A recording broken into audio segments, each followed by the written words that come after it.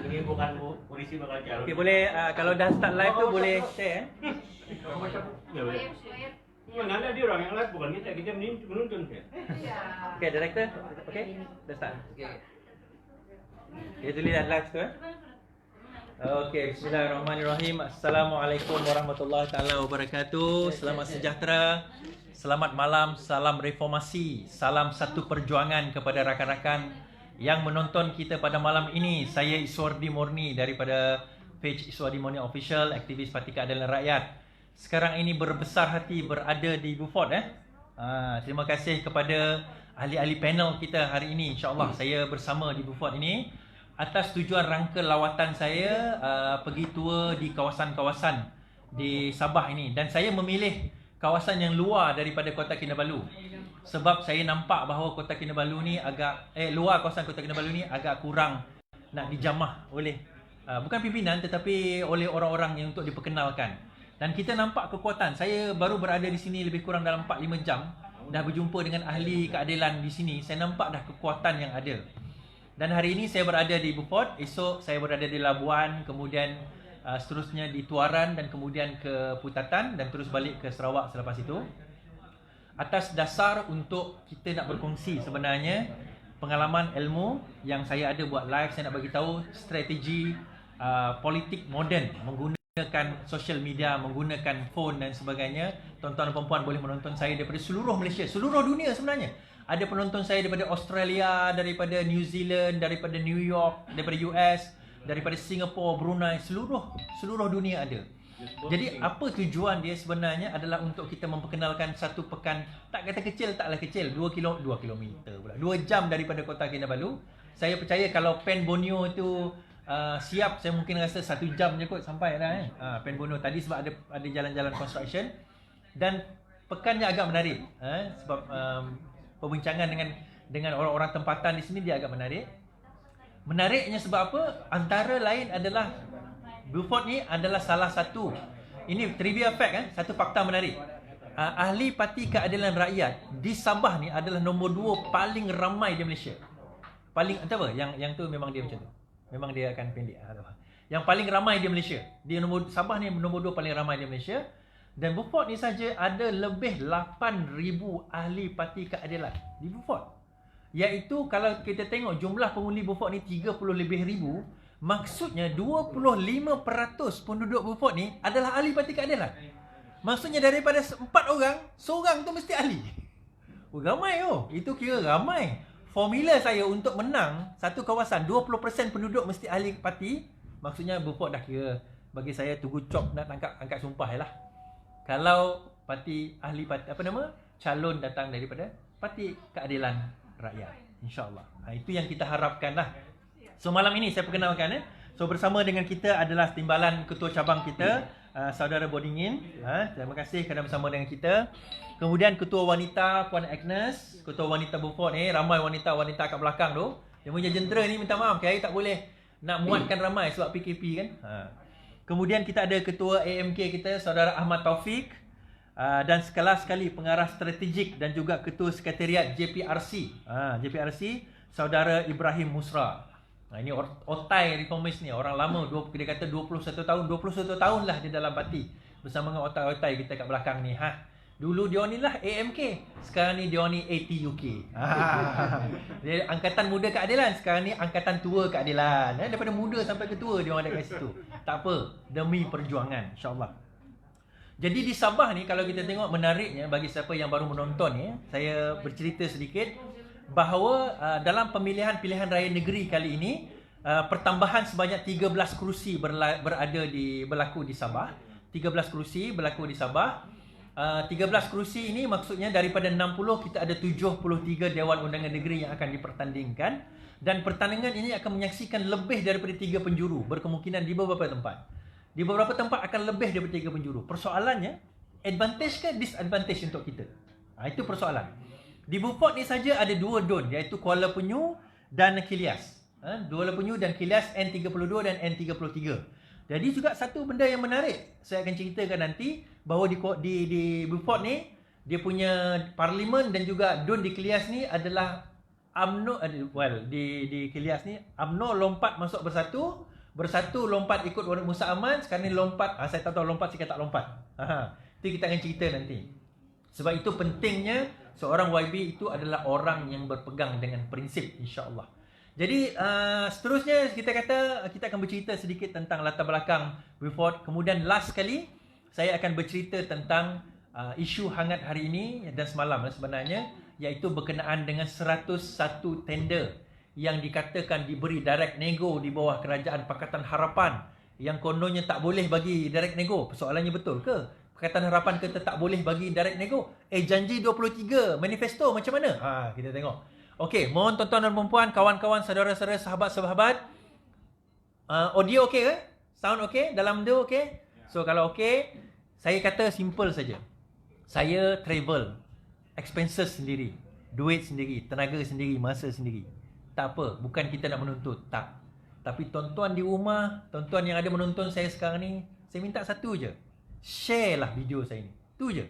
Sambil duduk, sambil baring, sambil dalam toilet, sambil tengah relax-relax, tengah memandu ke apa ke, tekan button share tu, share lah dalam grup anda, dalam Instagram, dalam Twitter, dalam WhatsApp, dalam Telegram, share. Itu je saya minta.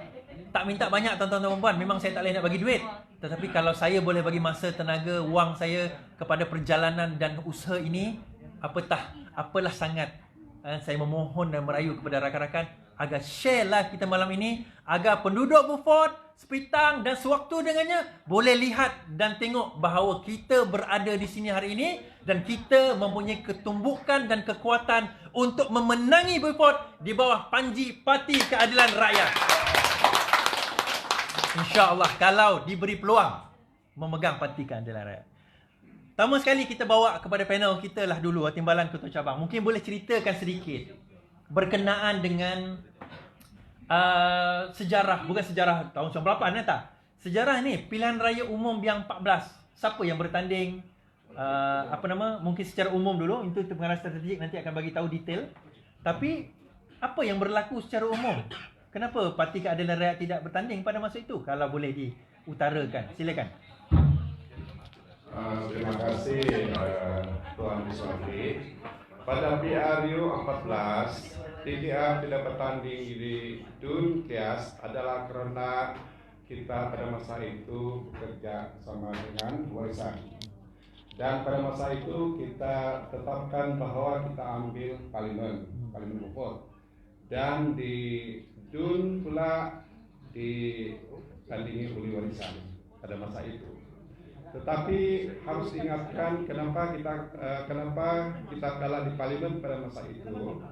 Sebenarnya undi kita pada masa itu kalau kita gabungkan di antara pembangkang, sebenarnya kita mendapat undi sebanyak 16.000 lebih di Parlimen. Dan lawan kita pada masa itu yaitu Barisan Nasional hanya mampu meraih sebanyak 11.000 lebih. Yaitu sebenarnya kalau kita bersatu pada masa itu pembangkang, sebenarnya kita ada kelebihan sebanyak 5.000. Tapi disebabkan kita berpecah, kita kalah. Begitu juga di DUN. Pada masa itu yang bertanding adalah warisan. Dan pada masa itu Datuk Lazim, yaitu partinya dengan harapan, dua-dua pembangkang pada masa itu, dan kita lawan dengan Barisan Nasional. Dan kalau kita gabungkan undi yang didapati oleh pembangkang pada masa itu, sebenarnya kita menang. Tetapi perpecahan berlaku disebabkan dua-dua bertanding. Dan saya rasa jangan silap bahwa pada masa itu kita juga pernah yang lalu-lalu kita juga pernah memenangi DUN Klias ini di bawah Parti TKR Keadilan. Jadi kalau barangkali kalau kali ini saya nampak kalau dalam segi saya rasa dalam segi ahli barangkali kita tidak tahu yang ejek yang perahlian ini warisan, tetapi kita rasa kita lebih banyak. Dan barangkali kalau kita diberi kita diberi hak untuk bertanding di DUN, saya rasa peluang kita lebih cerah. Terima kasih. So peluang tu sebenarnya kalau kita tukutkan sebenarnya lebih cerah. Pertama sekali saya kata tadi jumlah ahli kita. Jumlah ahli kita ni lebih daripada 8,000 di Beaufort. Kalau ingat saya, kalau bagilah Kuala Penyu dengan Kilias ni mungkin 50-50 lah. 50-50. Dan satu macam saya kata tadi, daripada 4 orang tu 1 orang adalah ahli parti keadilan. Kalau kita tengok daripada segi strategi, daripada segi jumlah ahli tersebut, memungkinkan sebenarnya daripada segi kekuatan ketumbukan kita, ahli dan juga sokongan kita di grassroots kita sudah mempunyai. Dan kita pernah pun menjadi pemerintah. Walaupun masa tu pembangkang lah kan, PRU 13 kan. Okey, kita pergi kepada saudara Ibrahim, cerita sikit.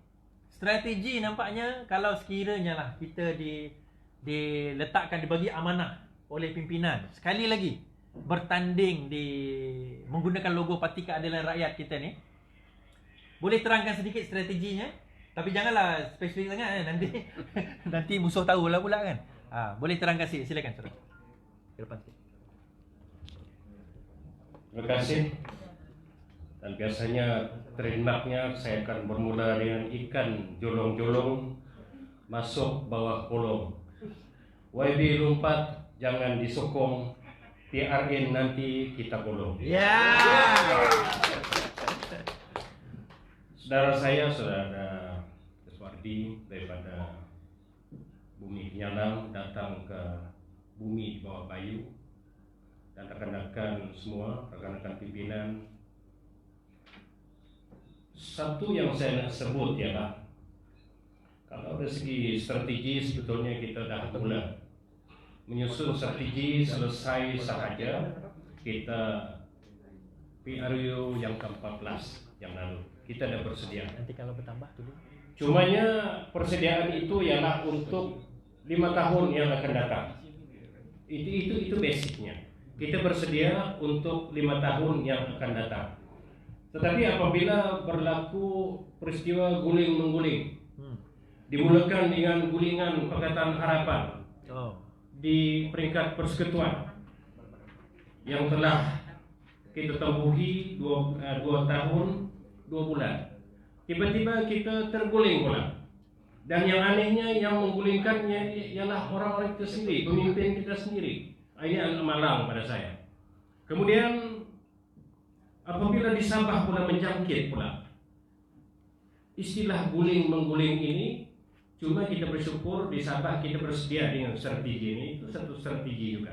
Apabila percobaan mengguling kerajaan di Sabah itu cuma dilakukan oleh pemimpin-pemimpin yang banyak kata, banyak ularnya di situ, tiba-tiba datang pula kemistarian daripada Ketua Menteri pada ketika itu dan sekarang ini menjadi caretaker Chief Minister Datuk Seri Syafiq Abdal, bertindak pula membubarkan Dewan Undangan Negeri dan kita terpaksa menghadapi PRN dalam jangka waktu yang sepatutnya berlaku 5 tahun tapi berlaku dalam 2 tahun 6 bulan. Jadi strategi kita ialah untuk menang sebetulnya. Untuk menang dan mempertahankan mandat yang diberikan kepada kita, yaitu mandat rakyat dan bukan mandat yang diperolehi daripada SD kopi-kopi siapa itu. Betul. Itu tidak sesuai. Tidak sesuai kita menjadi pemerintah dengan berbekalkan SD di kedai kopi. Tidak boleh begitu. Kita tentang itu habis-habisan.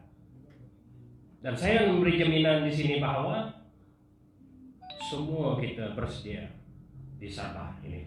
Terima kasih. Terima kasih kepada saudara Ibrahim tadi, pengarah strategi kita di kawasan Beaufort ini. Dan daripada perkara yang disebutkan tadi sebenarnya kita sebut YB yang melompat dan sebagainya. Saya nak bawa sedikit cerita dia sebenarnya bagaimana dia melompat, asal usulnya. Aku tahu asal usulmu. Dia bermula, kalau tengok YBBN Barisan Nasional, dia bermula di Dun Kilias ni adalah daripada UMNO.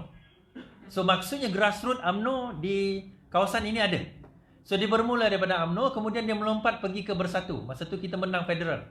Sebab itu dia melompat pula pergi Bersatu nak jadi kerajaan. Warisan pemenang Bersatu. Jadi kita bersama dengan dia. Kemudian selepas itu bila Musa Aman nak gulingkan kerajaan Syafiq Abdal, rasanya dia bersama juga. Betul lah? Dia bersama juga dengan Musa Aman pula dalam ketika itu. Sebab dia nak jadi kerajaan. Selepas itu bila dah gugur sekarang ini, kita rasa tiba masanya untuk kita nak gerakkan jentera kita. Sebab kita kena faham strategi satu perkara, iaitu di kawasan ini, kalau kita tengok parti, sekejap kita akan minta Timbalan KC untuk komen mengenai saudara siapa nama dia? Yang landing tu hijab apa? Kantan sebelum ni. Yang parti rakyat, Parti Harapan. Lajim. Datuk Lajim. Mengenai Datuk Lajim. Sebab Datuk Lajim sudah pun menyertai Baris Bersatu. Dan kawasan ini adalah kawasan di mana UMNO yang bertanding sebelum ini. Isnin. Isnin tu daripada parti UMNO masuk Bersatu. Sekarang ni Datuk Lajim masuk Bersatu. Dan Datuk Lajim dia ada dia punya grassroots. So siapa yang akan bertanding? Adakah UMNO dengan Isnin? Atau Bersatu dengan Datuk Lajim? Atau akan ada pergaduhan? Dan pergaduhan itu kalau tidak diselesaikan, kelebihannya adalah pada kita di on the ground, di grassroots. Tapi sebelum kita bercerita tentang perkara tersebut, ini menarik ini untuk dibincangkan. Kita nak bercakap tentang perihal permasalahan di kawasan yang melanda di kawasan Kuala Penyu. Kuala Penyu pun sebenarnya di bawah DUN yang sama, dan juga Kelias ni. Sepanjang mereka menjadi pemerintah, kan, jadi YB di kawasan ini dan sebagainya, apa permasalahan utama wanita dan juga penduduk lah, mungkin bukan wanita spesifik, penduduk yang boleh Puan sentuh, Puan Agnes sentuh dalam perihal perkara ini? Silakan. Terima kasih kepada saudara Iswati yang datang dari jauh untuk meninjau dan melawat kita di Beaufort ini. Selamat malam, dan yang saya hormati Timbalan Ketua Cabang pada malam ini, Cik Udin Hidung, kepada semua rekan yang ada hadir pada malam ini. Saya melihat, saya menyentuh dua DUN, yaitu DUN Kuala Penyu di mana saya tinggal dan DUN Kelias. Serba sedikit permasalahan. Pertama sekali saya sentuh air. Kedua-dua DUN ini mempunyai masalah air. Terutama sekali di DUN saya yaitu Kuala Penyu, di mana air ini sangat sinonim dengan wanita-wanita yang selalu menggunakan air untuk urusan rumah tangga, mencuci kain, memasak dan sebagainya. Isu ini bukan baru saja, sudah lama. Dijanji dan sebagainya. Banyak janji mau selesai. Kerajaan yang memerintah maupun pembangkang, apabila memerintah itu juga tiada penyelesaian. Itu air. Yang keduanya, wanita ini sekarang ini suka buat bisnis. Jadi jaringan internet itu sangat penting bagi wanita di Kuala Penyu dan DUN Kelias. Jadi kalau kita mau meniaga wanita ini tidak masalah untuk kita bergerai-gerai ataupun apa, kita gunakan internet. Banyak wanita walaupun hanya bersekolah rendah masih mau menggunakan internet. Pun jaringan tidak diselesaikan juga, tidak dimajukan. Bagaimana ibu-ibu ataupun wanita-wanita ini boleh memajukan bisnis mereka ini? Dari segi kebajikan juga wanita sangat saya melihat kebajikan wanita, terutama sekali ibu-ibu tunggal, di mana saya ada melawat di DUN saya Kuala Penyu dan DUN Kelias juga. Ibu tunggal ini bukan juga tiada pembelaan, tapi ibu tunggal ini harus dipandang lebih, orang bilang lebih, sebabkan ibu-ibu tunggal ada yang ibu muda yang tidak dapat menjaga anak-anak mereka. Sepatutnya mereka ini diberi bimbingan ataupun bantuan-bantuan khas karena mereka ini masih muda. Saya ada bertemu dan melawat beberapa ibu-ibu tunggal yang muda, di mana mereka ini mempunyai anak dan tidak mampu untuk memberi kemudahan persekolahan dan sebagainya. Jadi di mana mereka ini mengadu bila mereka datang di di kebajikan, kata kita ini masih muda, masih berusaha. Kenapa kita ini wanita ini dipertikai, tidak mau dibantu, sedangkan mereka memerlukan anak-anak, keuangan ke bantuan untuk menyekolahkan anak mereka ini. Jadi ini adalah satu yang saya tekankan lah.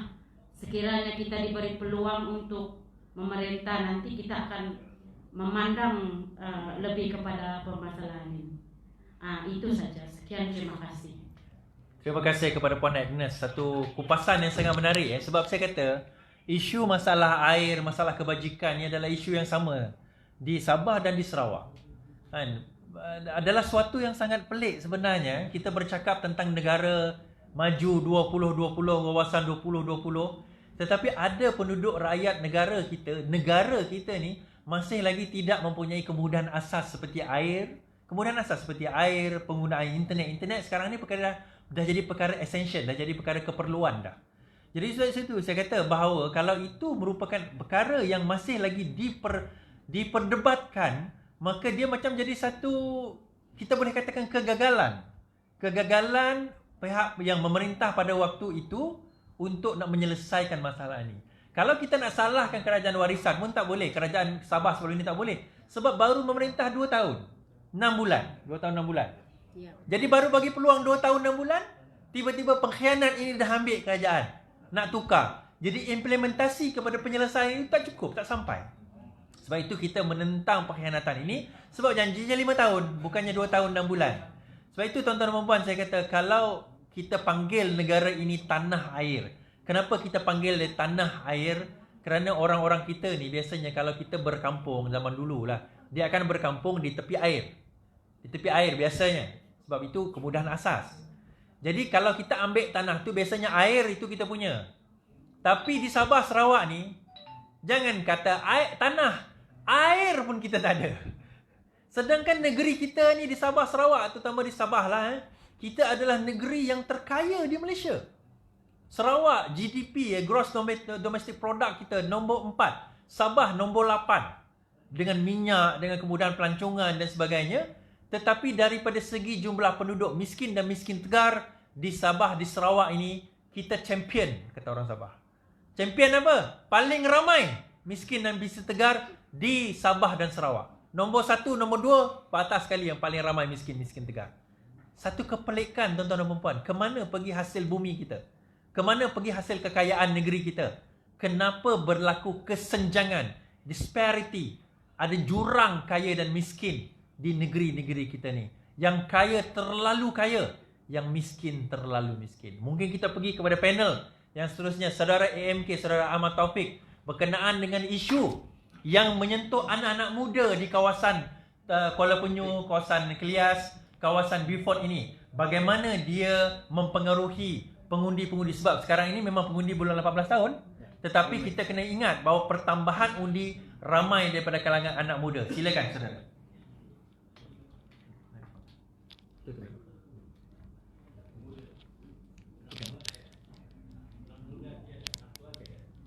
Terima kasih saudara reformis Suari Murni, abang saya, barisan panel dan seterusnya pimpinan cabang dan juga cabang AMK dan maupun juga kepada ahli-ahli Parti Keadilan Rakyat P17 Beaufort yang hadir pada malam ini.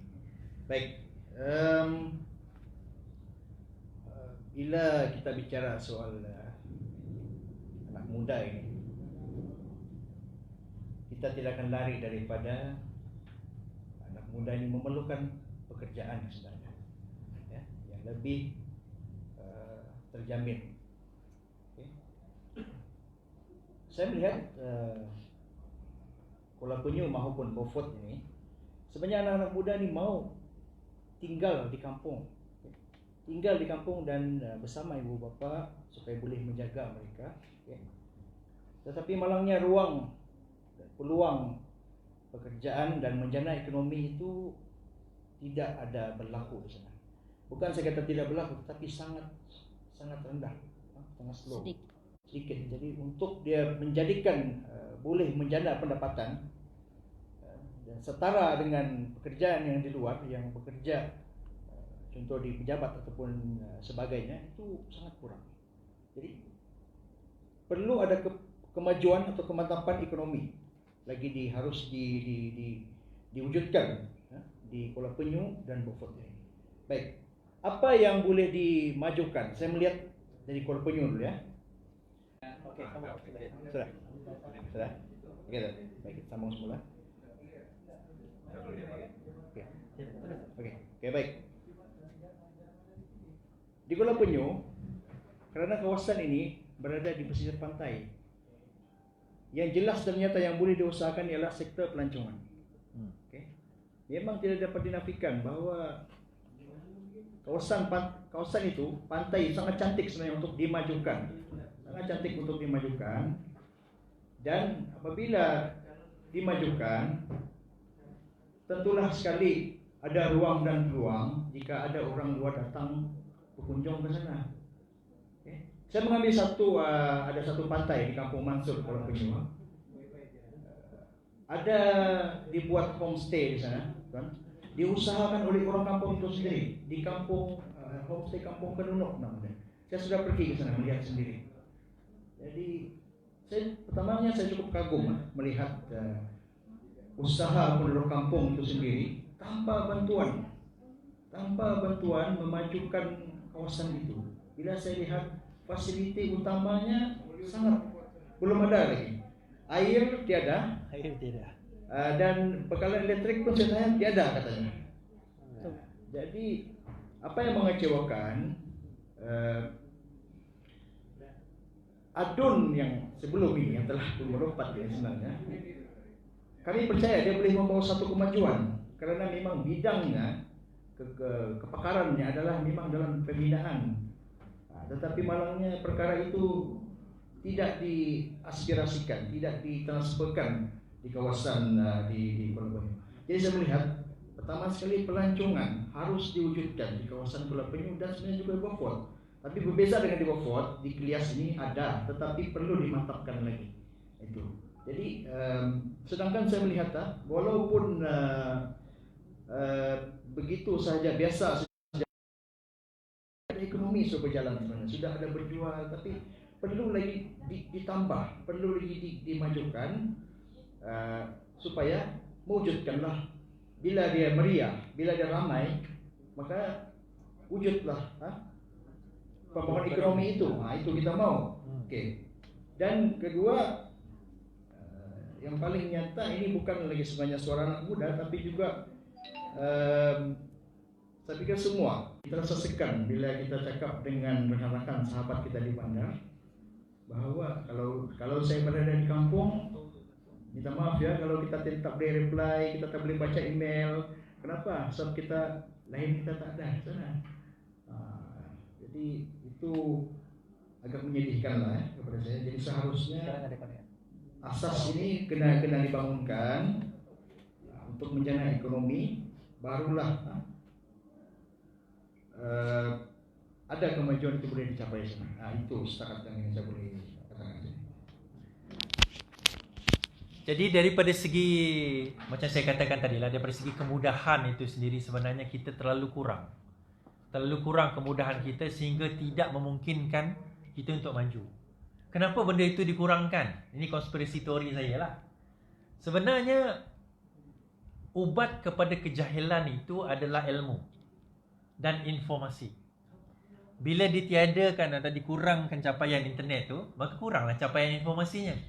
Sebab semakin bijak rakyat itu menilai dan memilih, maka biasanya rakyat akan bijak untuk memilih yang lebih baik. Jadi bila tidak ada benda yang untuk dilihat yang lebih baik, maka dia akan pilih setakat apa yang ada. Itu manusia, itu sifat manusia. Jadi sebab itu sekarang ini antara sebab kenapa dia berlaku sebenarnya itu. Kita tahu tower DG ada kat sini kan? Ada kat sini dekat tapi ada yang kata saya dekat town pun internet tak berapa nak bagus. Okey, berbalik kepada cerita kita tadi berkenaan dengan calon yang bertanding dalam pilihan raya yang lepas. Kan? Saya nak bertanya kepada timbalan ketua cabang kita lah. Kalau sekiranya bersatu nak meletakkan calon, berlaku pertembungan, ada kemungkinan tak itu contohnya Datuk Lajim dengan Isnin sekarang ini, dua-dua akan jadi calon, dua-dua daripada Parti Bersatu. Adakah itu kelebihan atau kekurangan kepada kita? Silakan. Terima kasih Tuan Iswati. Sebenarnya pendapat saya begini, bukan saja mereka ini yang akan bertemu mau jadi calon, tetapi seperti mana yang kita ketahui dan ada kami buat kerja sedikit-sedikit. Sebenarnya UMNO sendiri pun ingin meletakkan calon. Mereka berkata bahwa kursi Trias ini sebenarnya milik mereka, milik UMNO. Tetapi kemudian dibawa lari ke Bersatu. Kemudian sekarang Bersatu minta UMNO menyokong mereka. Tetapi macam mana? Sedangkan dulu kita sokong dia melompat. Jadi sebenarnya bila ini berlaku, tidak pun Datuk Lajim sama Isnin bertemu, katakanlah mereka ada kesepahaman bahwa di antara mereka akan berdiri, tetapi datang tentangannya daripada ahli-ahli UMNO. Dan ini adalah kelebihan bagi kita, karena kita nampak bahwa tiada pertentangan dalaman seperti mana yang kita nampak sekarang inilah. Jadi kalau ditakdirkan kita jadi calon, dengan barangkali juga UMNO yang orang bilang tidak senang hati, kalau mereka tidak dicalonkan mungkin dia akan tidak memberi apapun, kemungkinan dia akan beralih undi kepada kita. Yes. Begitu. So maksudnya sekarang ini, saya nak tambah sikit lah tadi saya nak clearkan. Bermaksudnya UMNO pun berminat. Yes. Bermaksud UMNO pun berminat. Saya katakan tadi bahawa grassroots UMNO dah bertapak lama di sini, betul? UMNO ni dah lama dah. Sebab tu dia boleh menang last PRU 14 bukan sebab dia kuat. Kalau kita campur undi kita pun sebenarnya kita menang. 7,000. Parti Rakyat, Parti Harapan Rakyat campur dengan Warisan masa tu boleh menang 7,000. Tapi dia 6,000 lebih je. Tapi maksudnya daripada segi kekuatan, undi UMNO itu ada. Cuma sekarang ini macam saya cakap dalam live saya hari itu, Bersatu demand 35 kerusi di DUN Sabah. 35 kerusi tu hampir setengah tau.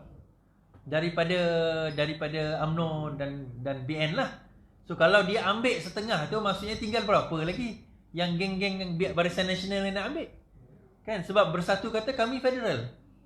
Kan, dan saya tahu ramai juga kawan-kawan saya di Bersatu Sabah ni memang dia orang sekarang ni tengah lobby untuk dapatkan kawasan-kawasan dan seat-seat yang untuk Bersatu Sabah. Persoalan dia, kalau berlaku pertemuan tersebut, adakah dia advantage kepada Parti Keadilan Rakyat dalam kita nak memenangi, ataupun tak kisahlah, mungkin Parti Keadilan Rakyat, mungkin Warisan yang akan bertanding. Kan last time kita bertemu dengan Datuk Lajim, kita kalah. Tapi adakah pertemuan kali ini memberi kelebihan kepada kita? Silakan Datuk Seri Panglima, bagaimana strateginya? Terima kasih. Nampaknya saya naik pangkat Datuk Seri Panglima pada malam ini. Kita melihat semacam parti gabungan kita ini, Warisan, PH dan juga aku, seolah-olah dia mendapat rahmat apabila datang PRN pada kali ini. Apabila keserebutan itu berlaku di antara Bersatu dengan bunga sakuranya, kemudian keris lanjang UMNO-nya, kita punya kelebihan. Kemudian datang lagi yang dipanggil Parti Cinta Sabah. Yes, PCS. Parti baru. Yang menyebelahi? Parti ini walaupun dia bersembunyi, tapi kita tahu ianya adalah sebuah parti yang telah ada kolaborasi dengan lawan kita, sama ada Bersatu ataupun UMNO. Karena presiden yang mengambil alih ini ialah Khalifah Aman, mantan Menteri Luar dan kemudian mantan MP Kimanis yang ada rekod curi ayam MP-nya dia menang konon-kononnya, tetapi dia telah ditewaskan oleh keadilan di pihak mahkamah. Dan itu yang saya nampak. Saya nampak apabila ada parti-parti ini tadi yang konon-kononnya boleh bersatu untuk menentang, dia lebih tahu daripada gabungan kita.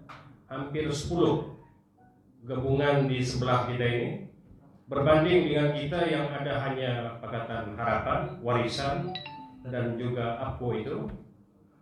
Tetapi kita nampak sangat peluang kita. Prasyaratnya ialah kita kena bersatu hati. Bagi PKK Warisan, Pakatan Harapan, dan juga APO itu ada kesatuan. Itu saja, ada kerjasama dan ada kesepahaman. Tidak ada istilahnya Godfather, Betul. tidak ada istilahnya Big Brother, tidak ada istilahnya kamu nyamuk, tidak ada istilahnya kamu harimau, tidak ada istilahnya kamu singa. Dan kita sama sebetulnya memainkan peranan. Jika nak menang, mesti ada kerjasama. Tidak ada satu single party. Tidak ada satu single party. Saya ulang, sama ada UMNO-nya, Bersatunya, PBS-nya, bla bla blanya. Begitu juga dengan kita. Tidak ada Warisannya, Pakatan Harapannya, dan juga APO-nya. Tidak ada yang boleh menang secara single handed dalam PRN pada kali ini. Jadi kita karena ada kolaborasi. Mudah-mudahan pihak kita ada kolaborasi, dan biarlah yang sebelah itu berserabut tunggang langgang bahantam kamu. Thank you very much. Kami akan menang dengan keadaan yang segitu. Terima kasih. Terima kasih. Terbaik. Itu maksudnya kolaborasi itu amat penting bagi kita untuk memenangi pilihan raya negeri kali ini. Di mana untuk penyokong di luar sana mungkin menyokong Warisan umpamanya. Kalau ditakdirkan Parti Keadilan bertanding, maka kita menyokonglah Parti Keadilan untuk memenangkan calon kita. Dan untuk penyokong Parti Keadilan, kalau ditakdirkan Warisan bertanding, maka kita akan berterusan turun menyokong, memberikan sokongan kita dan memastikan calon kita menang. Cukup-cukuplah kita ni diwakili oleh orang-orang yang tidak membawa suara rakyat. Cukup. Jadi sekarang ini kita ada calon-calon kita, insyaAllah on the ground kita ready. Tuan-tuan dan puan-puan, maaf tadi ada internet problem sikit, tapi sekarang kita fikir balik. Kalau ada internet problem, harap bersabar ya. Dia bukan putus tapi biasalah internet problem. Dan tolong share, tolong like, tolong subscribe sebagaimana yang kita katakan tadi lah. Jadi kalau kita tengok, kita dah bercakap tadi on the ground, isu air, isu anak muda dan sebagainya. Bagaimana persediaan wanita? Sekarang ni kita tanya, sebab saya nak bagi tahu tuan-tuan dan puan bagi siapa yang tak biasa dengan politik ni, komposisi paling penting dalam berkempen adalah wanita. Saya tak menafikan, saya punya jentera pun yang ramainya lelaki, tetapi yang keras bekerjanya wanita. Tapi salah satu sebab juga, sebab kalau kita hantar wanita pergi mencula ataupun merayu undi, biasanya orang ni tak lawan wanita kan. Dayus kalau dia pergi tumbuk wanita kan. Tapi kalau kita hantar lelaki berparang. Itu isu dia. Jadi biasa kita hantar wanita, tak apa kau pergi dululah. Kita kat belakang. Jadi di Sabah ni dia punya isu dia adalah itu, maksudnya parti secara keseluruhan banyak sangat, terlalu banyak yang tadi kita sebut Parti Cinta Sabah. Parti Cinta Sabah. Dan sebagainya. So kita bertentuh tentang wanita. Persediaan wanita, adakah wanita bersedia? Dan Puan Agnes sendiri nampaknya kita kata bufok lah. Kalau ditakdirkan dua-dua kita bertanding, bagaimana, apa pesanan Puan Agnes kepada jentera-jentera kita di luar sana yang mungkin tak ada hari ini? Persediaan dia untuk apa? Contohnya pacar dan sebagainya. Silakan Puan.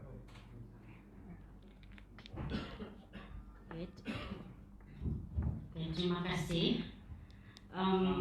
Untuk makluman Tuan Iswandi, pada 2 hari yang lalu kita telah mengadakan satu bengkel khas untuk persediaan jentera P177 Beaufort ini, yang mana telah dihadiri oleh pimpinan cabang wanita dan EMK, dan kami telah diberi taklimat oleh Tok Abah, di mana beliau ini adalah seorang pakar untuk memberikan maklumat ataupun taklimat persediaan ataupun persiapan jentera pilihan raya di mana-mana. Apa yang saya dapati, wanita-wanita saya ini hadir bersama dan mendengar taklimat, dan wanita saya ini tidak lagi janggal untuk berjuang ataupun persiapan jentera ini, sebab kami telah belajar dan melalui beberapa BRN, contohnya di Kimanis kami telah belajar untuk merayu undi, persiapan pasca dan sebagainya. Lain-lain strategi itu kami perlu rahasiakan. Ya, itu tidak saya boleh share karena saya juga berpengalaman untuk memenangkan Datuk Seri Anwar di Protection. Strategi itu saya akan bawa di Pofot ini, di mana Dun Kuala Ponyo ataupun Dun Klias, di mana siapa saja di antara komponen parti kita yang bersekutu dengan kita, sama ada warisan, apalagi kita sendiri, kita akan berjuang untuk memenangkan calon-calon kita. Jadi soal persiapan jentera itu memang sudah tersedia dan strategi perlu disimpan sedikit-sedikit, tidak boleh di-share. Dah ready lah, dah ready, boleh lawan. Memang ready sebab Lawan bengkel- tetap lawan. Lawan tetap lawan. Kasih.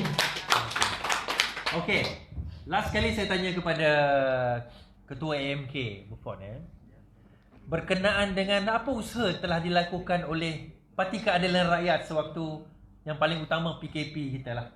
Bila PKP itu melanda, saya tahu ramai yang terkesan dengan PKP. Apa antara perkara yang kita lakukan, walaupun pada masa itu kita bukan kerajaan. Kita bukan kerajaan, maksudnya di Beaufort ni kita bukan YB kita pada masa itulah. Maksudnya bukan daripada Parti Keadilan Rakyat. So apa antara perkara yang telah kita lakukan untuk menunjukkan bahawa kita tak adalah tidur dalam menghadapi situasi COVID tu? Silakan. Baik, terima kasih. Bila ditanya soalan itu, saya ingin jawablah sedikit. Walaupun pada ketika itu apabila COVID itu terjadi, memang cabang mengambil juga inisiatif, alhamdulillah, untuk membantu daripada peringkat alihkan kuasa sehinggalah ke rakyat sekitar Beaufort dan Pulau Ponyo. Tetapi tidaklah saya nafikan, saya fikir bahkan saya juga setuju dalam keadaan kekangan bajet kita yang terkekang sangat pada ketika itu. Tetapi usaha itu sebenarnya ada, cuma tidak saya boleh nafikan, tidaklah semeluas ya, seperti pihak yang memerintah pada ketika itu. Karena memang kita dipahamkan parlimen itu seharusnya berfungsi. Ada jadi pahamkan sekitar 3 juta lebih ya, sepatutnya, tetapi ternyata tidak dikongsi bersama. Tidak dikongsi bersama, dan mereka telah saya boleh kata kontrol. Masa mudahnya hari parlimen kita daripada bersatu mengontrol dalam bajet itu.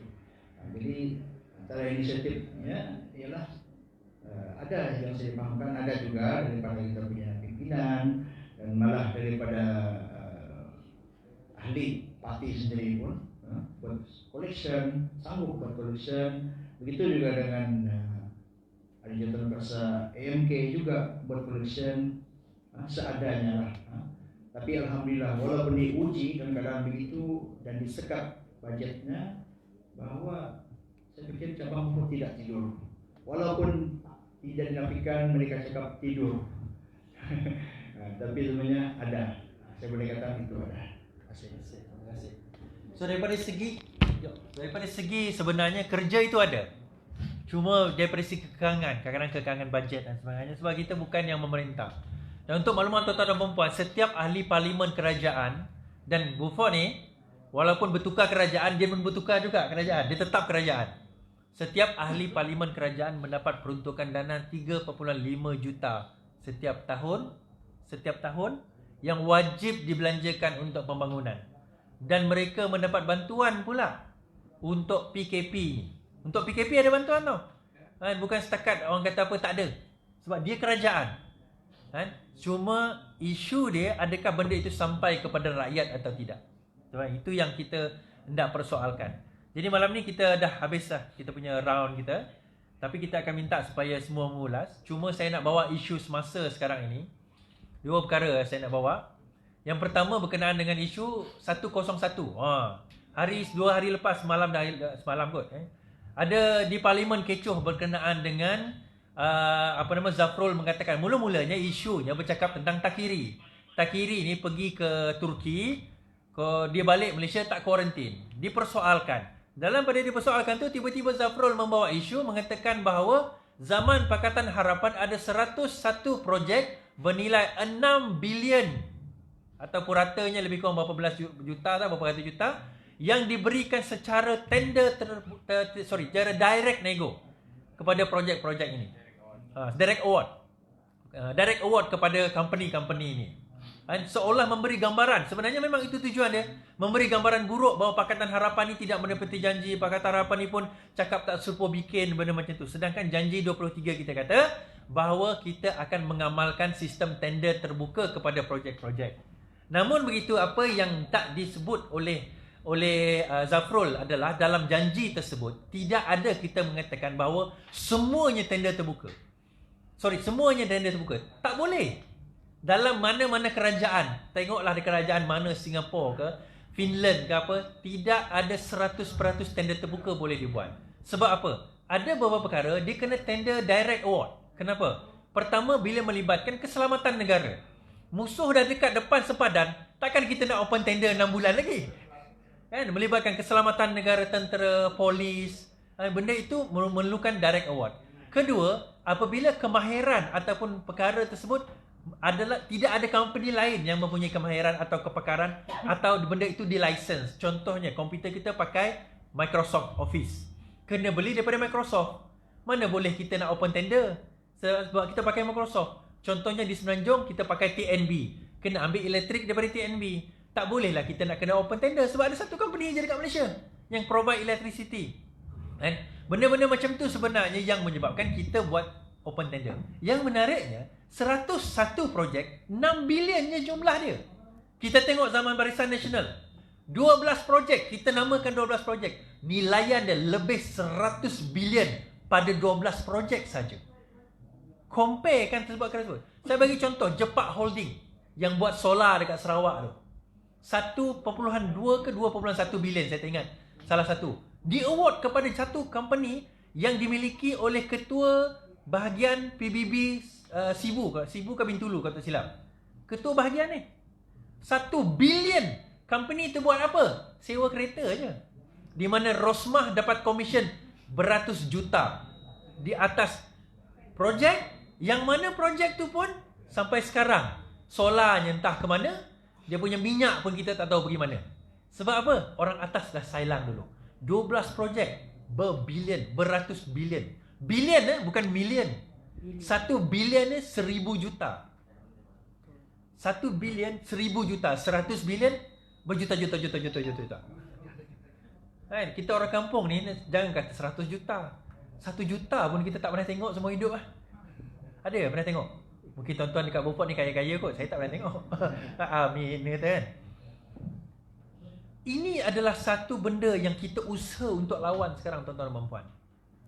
Kita kata kita bawa Malaysia yang lebih baik. 22 bulan kita cuba bawa Malaysia yang lebih baik atas tujuan ini. Bila kita kata 101 projek direct award, Lim Guan Eng bangun. Dia tanya dengan Zafrul. Bagi saya senarai, siapa menteri yang minta 101 projek tu? Zafrul tak berani jawab. Tahu kenapa? Sebab apa? Yang mintanya adalah Perdana Menteri sekarang, Muhyiddin Yassin. Sebab masa itu dia adalah Menteri Kementerian Dalam Negeri, KDN, polis.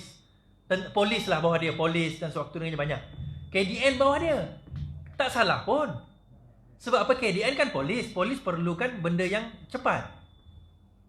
Jadi kalau Zafrul nak salahkan nak salahkan Pakatan Harapan, dia kena salahkan dahulu Muhyiddin Yassin. Apa lagi kementerian yang minta direct award? Dia kata bagi senarai. Saya minta Zafrul bagi senarai sebagai menteri, dia kata. Sebab dia akan malu sendiri yang nama minta tu KPKT Zuraidah Kamarudin. Azmin Ali Menteri Ekonomi. Kemasuklah KDN Perdana Menteri sekarang. Inilah senarai orang-orang yang minta direct project, direct award, tender daripada Lim Guan Eng. Sebab itu Lim Guan Eng kata kalau berani sededahkan. Saya tak takut. Nak bagi tahu bahawa Zafrul sebenarnya dah termakan umpan dia sendiri. Dia ingat nak pancing lah Pakatan Harapan, habislah Pakatan Harapan. Rupanya dia sentap, dia punya kail tu sudah kena dia punya mulut sendiri. Tapi sebenarnya tuan-tuan dan puan tak nampak apa yang saya nampak. Saya nampak ini adalah satu kaedah untuk memalukan Azmin Ali, Zuraidah Kamarudin dan Muhyiddin Yassin bersempena dengan PRN Sabah ini. Kenapa kalau Zafrul buka cerita siapa yang dapat tender award ni, nama-nama ni akan keluar tuan-tuan dan puan. Sebab itu saya kata dalam apa yang berlaku sekarang ini, situasi yang berlaku sekarang ini, kenapa mereka berada dalam keadaan demikian? UMNO nak bagi tahu, walaupun Zafrul ni dilantik lah kan. Zafrul ni dilantik, dia senator, dia bukan MP. UMNO nak bagi tahu, nak bagi warning dekat Bersatu bahawa apa yang kau kutuk, Azmin beberapa hari lepas dia kata kan, Pakatan Harapan telah gagal. Yalah, engkau yang jadi menteri masa tu. Apa yang gagalnya? Engkau yang menteri ekonomi. Pakatan Harapan telah gagal melaksanakan ekonomi selama 22 bulan. Engkau lah menterinya. Bodoh. Kan? Maksudnya engkau memaki diri engkau sendiri. Itu je. Simple matematik. Orang kampung pun boleh faham benda tu. Kenapa dia nak main naratif tersebut tuan-tuan dan puan? Sebab dia nak tunjukkan Pakatan Harapan tu bukan dia. Tapi dia lupa, ini zaman internet, bukan zaman TV3, RTM zaman dahulu. Orang kampung pun boleh tengok YouTube, boleh baca Facebook, boleh baca Instagram, Twitter. Itu saya kata, dalam apa politik yang ada sekarang ini, advantage kita adalah pada device kecil bernama handphone ni. Kalau kita pandai menggunakannya. Sebab itu, maklumat ini dah sampai. Dan insya-Allah saya kata macam ni. Di Beaufort ini, ditakdirkan kalau kita bertanding Parti Keadilan Rakyat, diletak di amanah, dibagi ke tanggungjawab. Saya nampak di kawasan Dun Kilias ini, peluang untuk kita menang kalau berlaku lebih daripada 2 penjuru. Peluang kita menang. Sebab saya tahu Parti Cinta Sabah tu berminat. Saya tahu UMNO berminat. Saya tahu Bersatu pun berminat. Kita berminat lah dengan warisan, salah satu lah, tak kisah. The moment kita tak pecah, hari tu kita berpecah sebab Datuk Lajim bertanding bawah Parti Harapan Rakyat. The moment kita tak berpecah, masalah kepada calon. Di Kuala Penyu lebih kurang juga isu dia. Sebab Kuala Penyu pun UMNO juga bertanding kan. Kita satu bertanding, UMNO juga lah. Yalah Bersatu tapi ada UMNO juga kat situ lah. Sebab itu tuan-tuan dan puan, sekarang ini tugas kita mudah saja. Kalau UMNO bertanding, kita hasut Bersatu. Kalau Bersatu bersanding, kita hasut orang UMNO. Itu je kerja kita. So jadilah kita penghasut yang berjaya, insya-Allah. So kita tutup sikit dengan penggulungan daripada timbalan Ketua Cabang. Silakan. Terima kasih Tuan Iswati. Kalau seperti mana yang Tuan Iswati cakap tadi, kelebihan kepada kita. Dan kalau kita kaji sebenarnya peluang kita adalah cerah, sama ada warisan ataupun keadilan. Tapi kalau ditakdirkan kita yang diberi kursi, tidak ada kemungkinan bahwa warisan akan tidak mendukung kita. Kenapa? Karena mereka mau Sapi Abdal akan jadi ketua menteri. Dan andai katalah satu-satunya bobot yang menentukan kemenangan, maukah dia orang untuk tidak mengundi ini PKR, ini satu macam kekesalan bagi mereka. Jadi saya rasa dalam segi sana, andai kata kita diberi peluang, saya rasa tiada istilah yang kita disabotage oleh warisan. Pesanan Tuan Ibrahim mungkin dalam bahasa Bisaya ya. Pesanan kepada pengundi. Dalam bahasa Bisaya. Jadi mengundi tokohnya ulun-ulun dak lias, ulun banyu, da calon antar da gabungan tokoh, warisan, keadilan, aku. Ada yang minum dia, pati-pati lain no. Jadi kita mau meninggalnya meeting. Rumah putih musodot yang antar Sarawak. Jadi ulangun lebih sekali lagi undian minnya calon-calon antar dan warisan keadilan jangan aku. Jadi saudara-saudara sekalian, saya ingin menutup pada malam ini dengan ucapan terima kasih kepada saudara Iswardi yang datang daripada Sarawak. Dan saya memang inilah tabiat saya. Di mana-mana sekalipun saya berada, saya suka sangat. Mesti ada pantun karena itulah trademark saya. Ketika Datuk Seri Anwar Ibrahim datang ke kampung saya pun 20 hari bulan 12 2007, disitulah saya mulakan dengan pantun. Dan sehinggalah pada hari ini dah berpuluh-puluh kali saya menjadi pengurusi majlis, pengacara, termasuk almarhum Tuk Guru Ni Aziz dan Tuk Guru Hadi Awang pun saya pernah jadi pengacara apabila dia datang ke Sabah pada PRU yang 13 dulu ketika kita bersama dengan Pakatan Rakyat. Jadi saya tutup pada malam ini dengan guru silat, kepalanya botak, gemar sekali makan amboya, YB melompat di galar katak, dikutuk rakyat sepanjang hayat.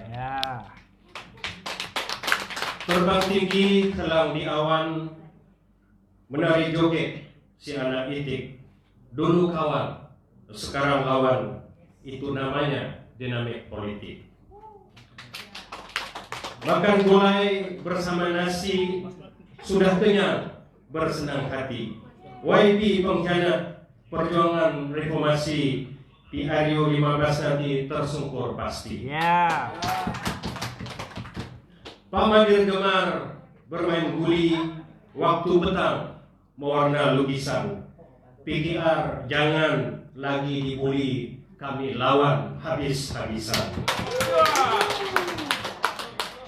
Jago bersilat, Datuk Panglima, makan sirih di atas tikar.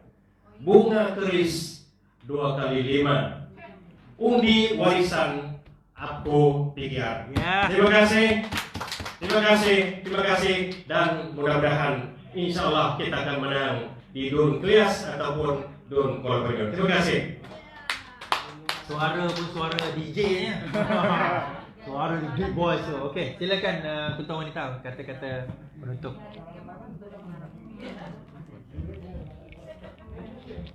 Okey, saya dan Suara Wanita, saya dengan rendah hati merayu pada PRN kali ini agar mengajak semua rakyat ataupun rakyat di sekitar Dun Kuala Penyu dan Kulias agar bijak memilih calon-calon kita, di mana kita meletakkan APKO, warisan atau PKR.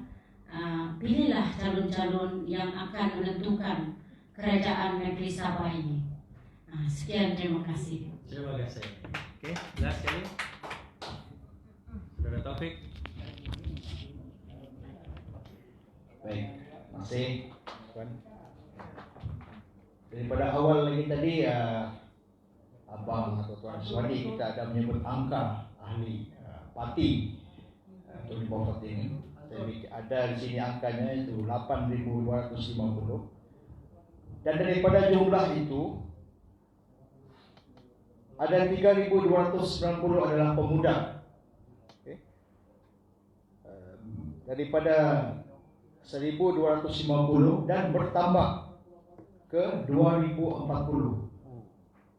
Jadi itulah jumlahnya menjadi keseluruhannya pada ketika ini 3.290. Dan insya Allah saya yakin akan ada lagi pertambahan daripada pemuda pada masa-masa terdekat sebelum PRN ini berlangsung, insya Allah. Ini karena berdasarkan daripada yang kami lihat, pemuda juga pada kali ini pastinya tidak akan lagi membuat salah pilihan. Yang mana apa yang berlaku pada hari ini, kita tidak wajarlah menyalahkan daripada pimpinan.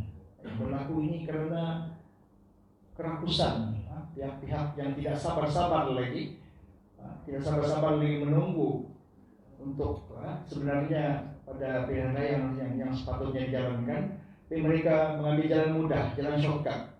Jadi ini yang berlaku menyebabkan banyak perkara yang terkendala, ekonomi itu tidak berlaku. Jadi saya pikir bukan saya kepada pemuda, kepada semua amat terkesan. Jadi saya mengambil kesempatan ini, maupun di Beaufort ataupun semua yang menonton live pada hari ini, anak-anak muda, ambil peluang pada ketika ini. Pastikan kita tolak mereka yang pemimpin yang khianat ini, yang telah merusakkan mandat yang telah diberikan ini, menyebabkan berlaku masalah pada hari ini. Saya tidak menyalahkan sepenuhnya karena mau berikan persatuan ataupun negeri kita tidak baru sangat pemerintah.